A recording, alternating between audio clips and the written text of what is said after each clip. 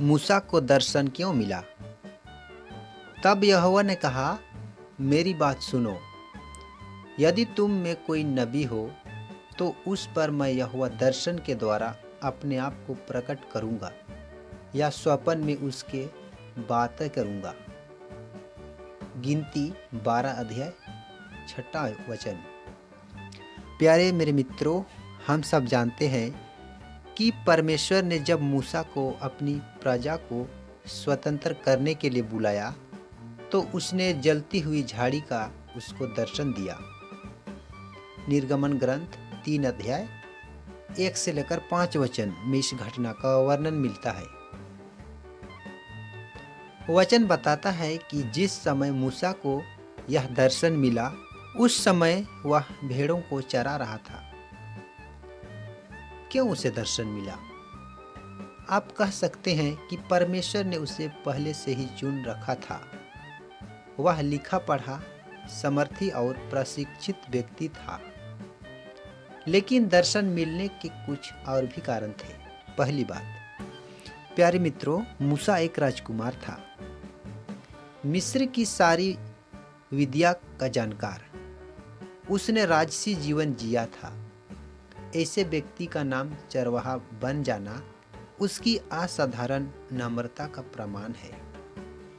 वचन उसके बारे में बताता है कि वह पृथ्वी के सभी मनुष्यों से ज्यादा नम्र था। गिनती 12 अध्याय 3 वचन। ऐसे नम्र मनुष्य को परमेश्वर दर्शन क्यों न देगा? लोग दर्शन तो चाहते हैं, पर नम्र होना, दबना, हर परिस्थिति में दीनता के साथ रहना नहीं चाहते। दूसरी बात, इसी पद में वचन बताता है कि मूसा अपनी भेड़ों को परमेश्वर के पवित्र पर्वत होरेब के पास ले गया।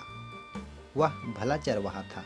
निर्गमन ग्रंथ 3 अध्याय 1 वचन में वचन बताता है कि वह अपनी भेड़ों को परमेश्वर के पवित्र पर्वत होरेब की ओर ले गया। उसे अपनी भेड़ों की चिंता थी। वह उनकी चिंता करता था। मुझे ऐसा लगता है कि परमेश्वर उन भेड़ों का चरवाहा बनाकर उसे उसकी आने वाली महान सेवा के लिए प्रशिक्षित कर रहा था।